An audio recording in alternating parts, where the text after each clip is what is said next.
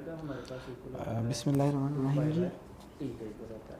आज का बेटे जो हमारा टॉपिक है उसको अपने टॉपिक या अपना जो थ्योरम है आज का उसकी तरफ जाने से पहले हम कुछ डेफिनेशंस पढ़ते हैं। ठीक है कि कुछ डेफिनेशन कर लेते हैं जो कि उस थ्योरम के अंदर यूज़ होनी है ताकि आपको आइडिया हो कि उसके अंदर क्या हमने पढ़ना है। ठीक है, सबसे पहले हम बात करेंगे कोसेट की कि कोसेट क्या होता है। आपने अलजेब्रा के अंदर भी पढ़ा कोसेट्स के बारे में कि कोसेट किसे कहते हैं। मैं यहाँ पे चूँकि हम मीट्रिक स्पेस पढ़ रहे हैं तो हम मीट्रिक स्पेस के वाले से या नाम स्पेस हम पढ़ रहे हैं तो हम नाम स्पेस के वाले से इसको जो है ना वो पढ़ेंगे। ठीक है जी, यानी कि नाम कोसेट्स की बात करने लगूँ मैं। अब देखें, एक हमारे पास x जो है, आप कह लें कि x एक नॉर्म स्पेस है आपके पास। x एक आपके पास क्या है जी, नॉर्म स्पेस है। x आपके पास एक नॉर्म स्पेस है, y एक इसका सब स्पेस है। y जो है वो सब स्पेस है किसका, x का। ठीक है जी, मैं क्या करूं, x में से एक एलिमेंट लेता हूं, स्मॉल x कहाँ से लेता हूं, x में से, और इसको ऐसे लिखता हूं मैं, यानी कि x प्लस ये y सेट। ठीक है, या इसको मैं ऐसे लिखता हूँ y प्लस ये x। तो this is called a coset of x with respect to y, यानी कि इसको कहा जाएगा ये कोसेट है। यानी कि अगर x का एक एलिमेंट लेके इसके सबसेट यानी कि सब स्पेस के अंदर ऐड कर दिया जाए तो इसे क्या कहा जाएगा, ये कोसेट है। ठीक है, किसका, x का विद रिस्पेक्ट टू y। ठीक है, अगर ये देखें लेफ़्ट साइड पे ऐड हो रहा है तो इसे लेफ़्ट कोसेट कहते हैं। ठीक है, इसे लेफ़्ट कोसेट कहते हैं। और यहाँ पे एलिमेंट राइट साइड से ऐड हो रहा है, इसको हम राइट कोसेट कहेंगे। ठीक है, राइट कोसेट कहेंगे। और ये तो था विद रिस्पेक्ट टू एडिशन। ठीक है, कुछ सेट्स के अंदर ये मल्टीप्लिकेशन के लिहाज से भी हो सकता है, यही यानी कि दो बात ऐसे भी हो सकता है, सॉरी ये एक्स वाई ऐसे भी हो सकता है और ऐसे भी हो सकता है Y, sorry capital Y into X. ठीक है, तो इसको भी सिमिलरली लेफ़्ट को सेट कहा जाएगा, इसको भी राइट को सेट कहा जाएगा। विद रिस्पेक्ट टू मल्टीप्लिकेशन है, ये विद रिस्पेक्ट टू क्या होंगे, एडिशन होंगे। तो ये बात थी कोसेट्स की।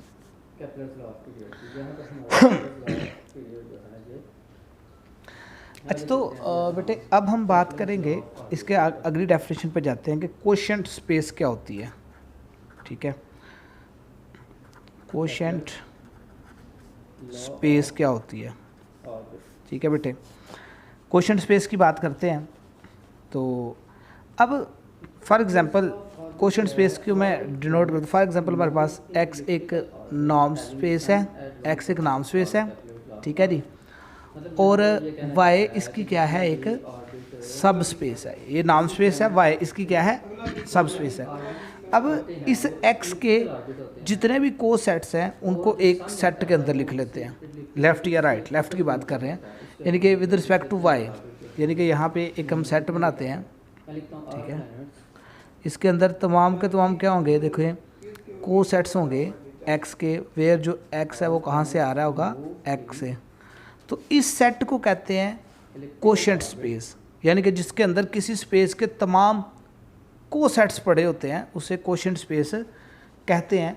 और इसे बेटे डिनोट किया जाता है, यानी कि x है ना तो x ओवर y से इसे डिनोट किया जाएगा। ठीक है, यानी कि x की है ना, x हमारे पास नॉर्म स्पेस है और y के रिस्पेक्ट है, जिसकी रिस्पेक्ट से होता है वो उसको बटे के नीचे लिखते हैं।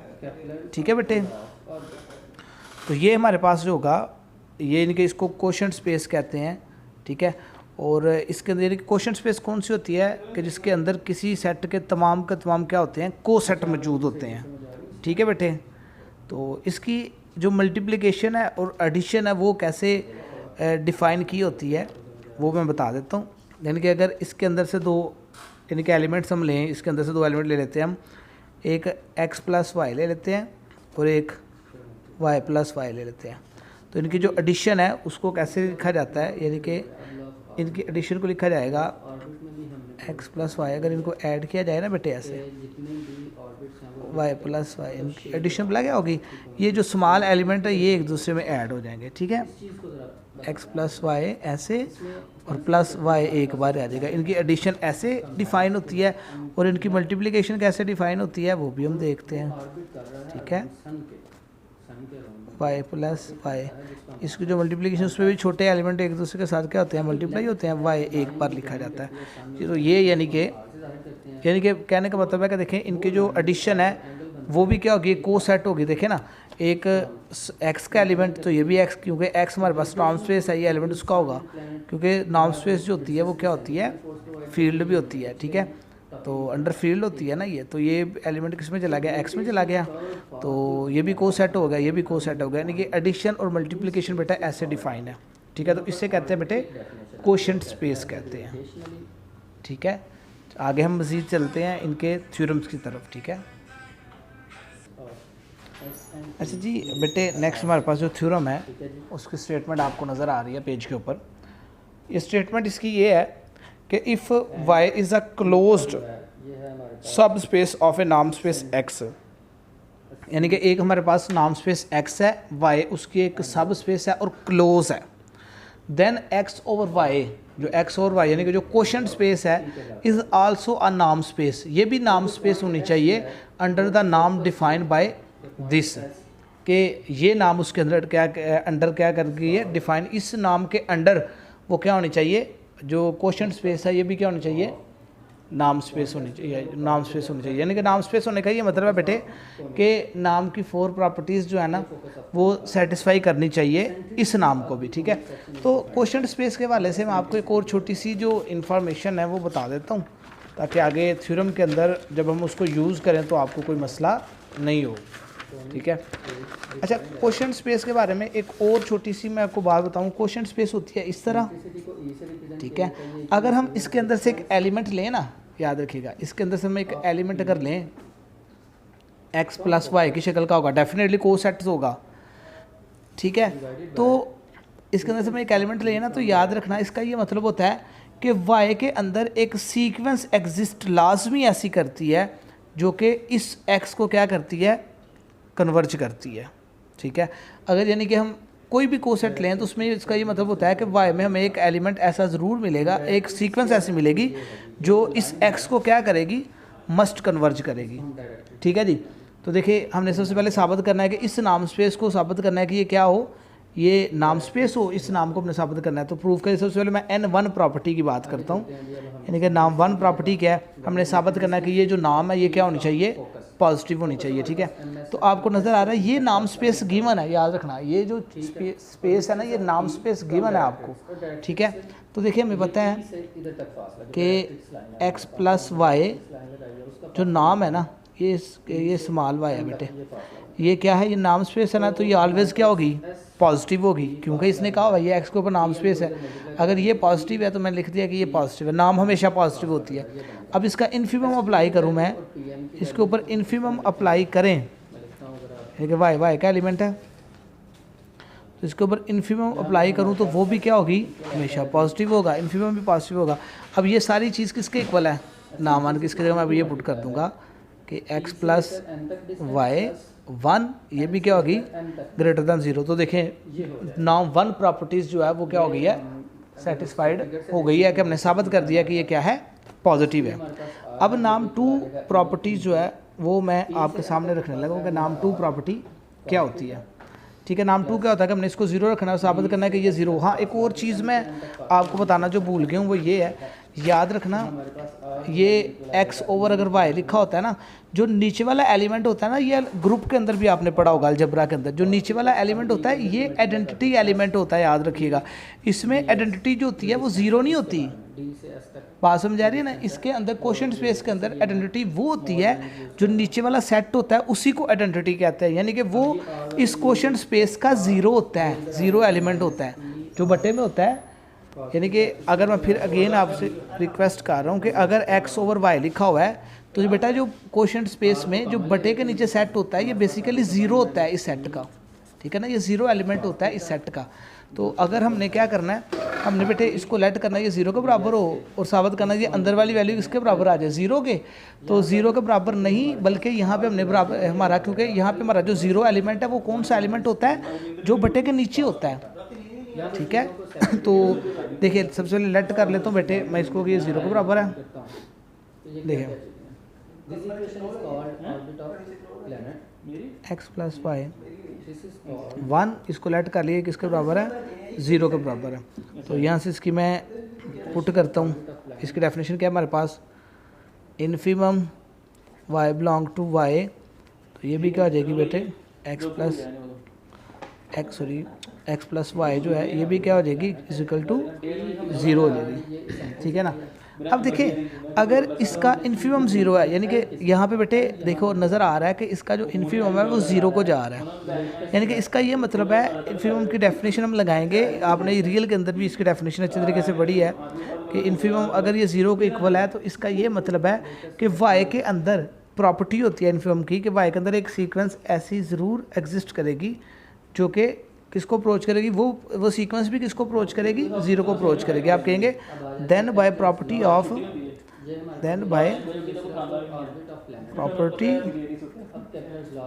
Of infimum there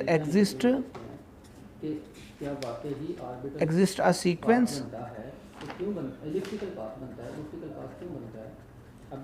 Y N कह देंगे, एक सीक्वेंस एग्जिस्ट करती है, ठीक है ना, जो कि इन वाई के अंदर एक सीक्वेंस एग्जिस्ट करती है सच डैट, जो क्या करेगी वो सीक्वेंस भी किसको अप्रोच करेगी, ज़ीरो को अप्रोच करेगी। यानी कि अप्रोच करने का ये मतलब है कि उसका x प्लस इस y की जगह वो सीक्वेंस भी आप लिखेंगे तो तब ये किसको अप्रोच कर, देखें ना, अगर तो ये एलिमेंट है तो ये ज़ीरो के इक्वल है, जो ही इसकी जगह सीक्वेंस आ जाएगी तो ये ज़ीरो के इक्वल नहीं हो सकती, ज़ीरो को अप्रोच करेगी, ठीक है जी। As n approaches to infinity, अगर n इन्फिनिटी को अप्रोच करेगा तो ये किसको अप्रोच करती जाएगी, ज़ीरो को, क्योंकि कन्वर्जन का मतलब ये होता है कि अगर कोई सीक्वेंस ज़ीरो को अप्रोच कर रही है तो यही मतलब होता है कि कन्वर्ज कर रही है, ठीक है। तो यहाँ से पता चला अगर ये देखें सीक्वेंस ज़ीरो को अप्रोच कर रही है तो इसका मतलब होगा ये अंदर वाला जो एलिमेंट है इसका ये भी ज़ीरो को ये भी ज़ीरो को अप्रोच कर रहा होगा, ठीक है। अब देखिए अगर ये ज़ीरो को अप्रोच कर रहा है तो यहाँ पे इसको उधर भेज दे, तो हम लिखेंगे कि जो वाई एन है वो अप्रोच कर रहा है किसको, -x को, ठीक है। और देखिए एक और बात मैं यहाँ पे बता दूँ, अब देखो ये सीक्वेंस है तो फिर ये इसकी लिमिट हो गई ना, ये सीक्वेंस किसकी थी, वाई की, और वाई क्या है, क्लोज है।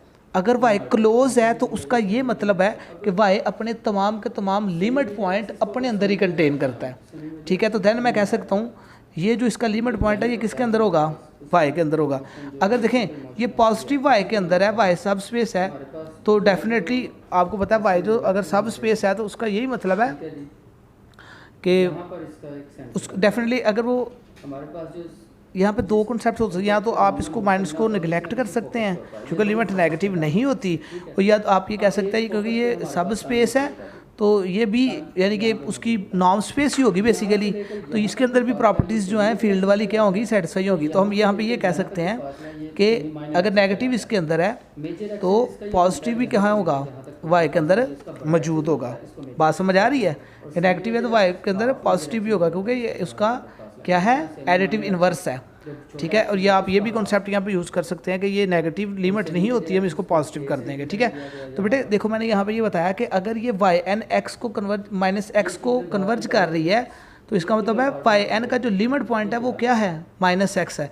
ये सीक्वेंस हमने कहाँ से ली थी, वाई से ली थी, और वाई खुद क्या था, क्लोज था। इसका ये मतलब होगा कि वाई अपने तमाम लिमिट पॉइंट अपने अंदर कंटेन करता होगा, ठीक है जी। तो अपने अंदर कंटेन करता होगा तमाम का तमाम जो पॉइंट्स है, ठीक है जी। यानी कि मैंने वही बता रहा था बेटे कि अगर ये वाई एन और वाई एन की ये लिमिट है और वाई क्लोज है तो डेफिनेटली वाई अपनी लिमिट अपने अंदर कंटेन करेगा, ये वाई के अंदर हो गया। अब देखें ये जो एक्स एलिमेंट है ये किसका है, वाई का है। अगर देखें एक्स एलिमेंट वाई का है, एक्स के अंदर मैं वाई जमा भी कर दूं तो ये किसके बराबर आएगा, y के अंदर ही आएगा, यानी कि किसी ये y का एलिमेंट है और इसको y के अंदर ही जमा करूं तो ये y से बड़ा तो नहीं ना हो सकता। तो देखें यानी कि y यहाँ पे क्या है, y इज़ ज़ीरो एलिमेंट, ठीक है, zero element of x over y। तो देखें हमने क्या करना था, हमने इसको सेकंड प्रॉपर्टी यही होती है ना कि हमने इसको ज़ीरो को इक्वल ऐड करना था, ठीक है, ज़ीरो को इक्वल ऐड करके अंदर वाली चीज़ को ज़ीरो के बराबर साबित करना था। लेकिन मैंने आपको बताया था क्वेश्चन स्पेस की बात हो रही हो तो वहाँ पे ज़ीरो एलिमेंट जो होता है वो ज़ीरो नहीं होता, बल्कि वो सेट होता है जो पट्टे के नीचे होता है। यानी कि हमने साबित करना है कि ये अंदर वाला किसके बराबर आए, y के बराबर है। तो देखो यहाँ पे हमने साबित कर दिया, तो लिहाजा सेकंड प्रॉपर्टी जो है ये क्या कर गई है, यहाँ पे होल्ड कर गई है, ठीक है। ये थोड़ी सी कंफ्यूजिंग वाली बात होती है कि बच्चे कहते होंगे कि सर हम तो अंदर वाली वैल्यू को ज़ीरो को इक्वल करते होते थे, लेकिन ज़ीरो जो होता है बेटे ये, यानी कि यहाँ पे मैं मज़ीद अगर नहीं क्लियर हो रहा तो इसका ये मतलब है हमने साबित करना था। देखिए बेटे जो ये देखिए x प्लस वाई था, इसको हमने लेट कर लिया था ये ज़ीरो के बराबर, और साबित करना अंदर वाला ज़ीरो के बराबर है, यानी कि इसको साबित करना था x प्लस वाई किसके बराबर आए, ज़ीरो के बराबर है। तो बेटा ज़ीरो के लिहाज से अगर को सेट लिखा जाए तो यहाँ पे लिखा नहीं जा सकता ज़ीरो प्लस वाई, क्योंकि वो को सेट है, यानी कि ये x का एलिमेंट है और ये उसका y का, ठीक है। तो ये definitely x plus Y is equal to Y ही आना था, ये चीज़ हमने साबित करनी थी, वो हमने यहाँ पे कर दी है। लिहाजा सेकंड प्रॉपर्टी जो हो गई है बेटे वो क्या कर गई है, होल्ड कर गई है, ठीक है। अभी हम थर्ड प्रॉपर्टी की तरफ जाएंगे। थर्ड प्रॉपर्टी इसकी क्या होती है कि हम एक स्केलर लेंगे और एक उसका एलिमेंट लेंगे और देखेंगे क्या वो स्केलर को अलहदा करता है कि नहीं करता, ठीक है। अगर वो स्केलर को अलहदा कर गया तो साबित हो जाएगा कि वो क्या है जी, ठीक है जी। n3 प्रॉपर्टी आपको अच्छे से आती है, n3 प्रॉपर्टी, ठीक है जी। मैं क्या करता हूँ, एक एलिमेंट लेता हूँ x, ये मैंने ले लिया x ओवर y से एक एलिमेंट मैंने ये ले लिया, ठीक है, और एक स्केलर मैं ले लेता हूँ, ठीक है, वेयर इसमें जो x है वो बिलोंग कर रहा है x में से। तो एक स्केलर लेके इसके ऊपर नाम अप्लाई कर देता हूँ, ठीक है। देखिए जी नाम अल्फ़ा स्केलर ले लिया और x प्लस वाई के ऊपर इसको क्या कर दिया, अप्लाई कर दिया नाम 1, ठीक है। देखते हैं इसको अलहदा करती है कि नहीं करती। अब देखें ये क्या करेगी, दोनों का अलहदा अलहदा हो जाएगा, अल्फ़ा दोनों का अलहदा अलहदा हो जाएगा, alpha x plus alpha y नाम 1 हो जाएगा, ठीक है। अब नाम 1 की जो डेफिनेशन है, यानी कि ये वाली डेफिनेशन हम अप्लाई करेंगे कि ये डेफिनेशन क्या बनती है। ये डेफिनेशन बेटे हमारे पास आ जाएगी, यानी कि इस डेफिनेशन के अकॉर्डिंगली अगर हम लिखें तो वो ये क्या हो जाएगी, ये हो जाएगी, आ जाएगी infimum y belong to y, simple नाम x प्लस अल्फ़ा और अल्फ़ा y, सिंपल नाम। अब ये नाम स्पेस है, आपको पता है ये नाम स्पेस है, ये 1 हमने प्रूव करवानी थी ना, लेकिन ये सिंपल डेफिनेशन लगाया तो ये सिंपल है ना डेफिनेशन, देखे ना डेफिनेशन के इस साइड पे सिंपल आ गई है, ठीक है। तो ये नाम स्पेस है, तो अगर ये नाम स्पेस है तो ये अल्फ़ा को बाहर निकाल देगी, देखिए अल्फ़ा मॉड की शक्ल में कहाँ आ जाएगा, बाहर आ जाएगा, और क्या रह जाएगा infimum of x plus y नॉम। तो इस साइड पे हमारे पास जो है alpha into x plus y नाम 1 जो है वो इक्वल आ जाएगी अल्फ़ा, और ये सारी चीज़ दोबारा किसके बराबर है, ये बराबर है x प्लस वाई नाम 1 के बराबर है। तो देखें हमने अल्फ़ा से मल्टीप्लाई करवाया था तो उसने क्या कर दिया, उसको अलग-अलग कर दिया, यानी कि अल्फ़ा को अलग मॉड में निकाल दिया, यानी कि जो n3 प्रॉपर्टी है मेरे बच्चों वो भी क्या कर गई है, होल्ड कर गई है। अब बात करनी है हमने n4 प्रॉपर्टी की, आखिरी प्रॉपर्टी। तो n4 प्रॉपर्टी की अगर हम बात करें तो उसके अंदर से हम 2 एलिमेंट लेंगे और साबित करेंगे कि आपको पता ही है n4 प्रॉपर्टी क्या होती है। एक बार मैं रिपीट कर देता हूँ कि उसके अंदर से हम 2 एलिमेंट लेंगे, यानी कि ये अगर हम नाम स्पेस है इसके अंदर से 2 एलिमेंट लेंगे और हम साबित करेंगे इनके सम के ऊपर जो नाम है वो लेस होती है दोनों के अलग-अलग नाम के ऊपर, ठीक है। यानी कि ये हमने प्रॉपर्टी होती है n4। तो मैं थोड़ी सी रिपीट कर दी है। देखो 2 एलिमेंट ले लिए आपने x plus Y and y plus Y, कहाँ से, x ओवर y से, ठीक है। तो इनकी एडिशन कैसे होती है बेटे वो मैंने आपको बताई हुई है, मैं एक बार फिर रिपीट कर देता हूँ यहाँ पे कि इनकी एडिशन कैसे डिस्क्राइब की जाती है। कि इनकी एडिशन इस तरह होती है कि x plus Y plus Y, ये इनकी एडिशन होती है, ठीक है जी। तो इनकी देखिए अगर बेटे यहाँ पे एक और छोटा सा मैं कॉन्सेप्ट यूज़ कर दूँ कि देखिए अगर मैंने ये 2 एलिमेंट देखें जो मैंने शुरू में आपको बताया था कि अगर मैंने 2 एलिमेंट कहाँ से लिए हैं इसमें, तो डेफिनेटली मैं ये कह सकता हूँ कि इसमें दो सीक्वेंस ऐसी ज़रूर एग्जिस्ट करेंगी वाई के अंदर के जो कि एक एक्स को कन्वर्ज करेगी और दूसरी किसको कन्वर्ज करेगी, वाई को। जो शुरू में मैंने कॉन्सेप्ट बताया था कि अगर हम क्वोशंट में से कोई एक एलिमेंट लें तो जो बटे में होती है यानी कि क्लोज ऑफ स्पेस, उसके अंदर एक ज़रूर का सीक्वेंस कोई सीक्वेंस एग्जिस्ट करती है जो कन्वर्ज करती है। देखो अगर मैं दो एलिमेंट यहाँ से ले रहा हूँ तो इसका मतलब है वाई के अंदर दो सीक्वेंस ऐसी ज़रूर मिलेगी, एक एक्स को कन्वर्ज करेगी, दूसरी किसको करेगी, वाई को करेगी। आप कहेंगे कि then by definition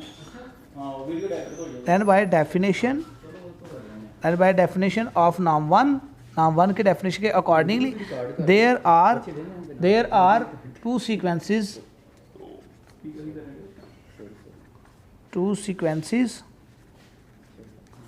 xn and yn in y के अंदर दो सीक्वेंस एग्जिस्ट करेंगी जो कि एक x को कन्वर्ज करने का ये मतलब है कि अगर n जो है वो इन्फिनिटी को अप्रोच करेगा तो x प्लस जो xn यानी कि ये x को अप्रोच करेगी, इसका ये मतलब है। इसको हम और इस चीज़ को हम क्या लिख सकते हैं, इसके बाद इन्फिमम भी बेटे आप लिख सकते हो लिमिट की जगह पे। तो यहाँ पे आ जाएगा ये x प्लस के y के इक्वल आ जाएगा, नाम वन के इक्वल। और सिमिलरली जो n अगर इन्फिनिटी को अप्रोच करेगा तो y को कर देगी कौन सी, yn सीक्वेंस। देखें yn सीक्वेंस y को अप्रोच कर देगी, इसको भी ऐसे हम लिख सकते हैं x प्लस वाई नाम वन लिख सकते हैं। ये मैंने सिर्फ इतना बताया था आपको कि अगर हम इसमें से दो एलिमेंट्स लें तो हमें नीचे वाले सेट में से ऐसी सीक्वेंस ज़रूर मिलती हैं जो एक इसको कन्वर्ज करेगी, एक इसको कन्वर्ज करेगी, और उसकी कन्वर्जेंस की डेफिनेशन मैंने ये लगा दी है। यहाँ पे इन्फिमम भी लिख सकते हैं, इसलिए इन्फिमम भी लिख सकते हैं, ठीक है ना। तो मैंने लिमिट लिख दी है ताकि आपको इन्फिनिटी का इन्फिमम का वही मतलब होगा, तो इसलिए लिमिट लिख दी कि n अप्रोच कर रहा है अगर इन्फिनिटी को। तो देखिए ये x ऐसे ही, ये किसकी सीक्वेंस है, y की, तो इसकी जगह y लिख दिया, तो ये इसको हम नाम वन भी लिख सकते हैं। यानी कि ये डेफिनेशन बन रही थी यहाँ पे, ये डेफिनेशन बन रही थी। देखे ना, ये x का एलिमेंट और ये y का एलिमेंट है, तो y के एलिमेंट की जगह क्या लिख सकते हैं, y, और नाम वन की डेफिनेशन हमने लगाई है यहाँ पे। नाम वन की डेफिनेशन से ये दो चीज़ें मैंने ऐसे बना ली हैं, ठीक है। अब मैं क्या करता हूँ, उनके एडिशन के ऊपर क्या कर देता हूँ, ऐड कर, इन दोनों एलिमेंट्स को ऐड कर देता हूँ। देखिएगा ज़रा, इन दोनों एलिमेंट्स को मैं ऐड करने लगूँ बेटे, यानी कि मैं ऐड कर रहा हूँ x प्लस वाई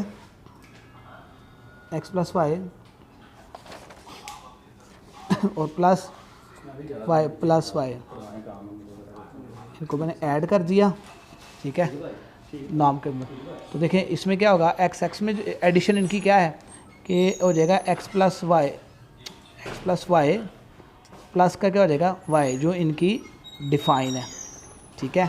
ये इनकी जो है वो हमारे पास ऑलरेडी डिफ़ाइन है जी। एनी प्रॉब्लम बेटे? अब इसके अंदर बेटे यहाँ तक अगर किसी को कोई मेरे बच्चों मसला है तो आप मुझसे पूछ सकते हैं, ठीक है।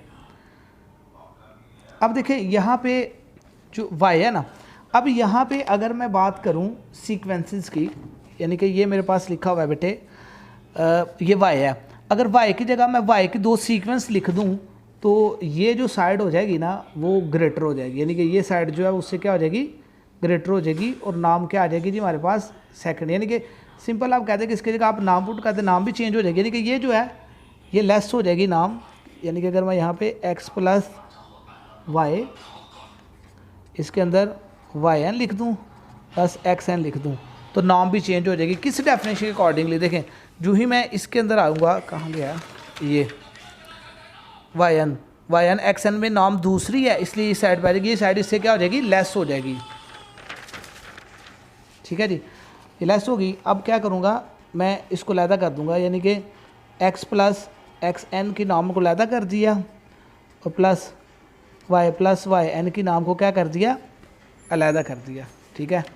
और दोनों के ऊपर मैं क्या अप्लाई कर देता हूँ, दोनों साइड पे मैं लिमिट्स अप्लाई कर देता हूँ कि limit n approaches to infinity, इधर आएगा x प्लस वाई बेटे, इधर y प्लस वाई वन, और इस साइड पे भी लिमिट अप्लाई कर दी कि n approaches to infinity x plus xn plus limit x approaches to infinity y plus yn। तो बेटे यहाँ से ये लिमिट यहाँ पे लिखो ना, लिखो x plus y plus y capital ना वन। तो ये बेटे किसकी डेफिनेशन है, यहाँ पे हमने पढ़ा था कि ये चीज़ किसके इक्वल है, ये नाम 1, ये दोनों यहाँ पे ये वैल्यू पुट कर देंगे। यहाँ पे लिख देंगे x प्लस वाई नाम 1 प्लस y नाम 1। तो ये n4 प्रॉपर्टी भी क्या हो गया बेटे, होल्ड हो गई है। कैसे कि हमने दो एलिमेंट्स के ऊपर इकट्ठी नाम अप्लाई की थी, दोनों की क्या हो गई, लहदा और ये साइड ग्रेटर हो गई, n4 होल्ड हो गई। लिहाजा x ओवर y क्या हो गया, इज़ आल्सो नॉर्म स्पेस।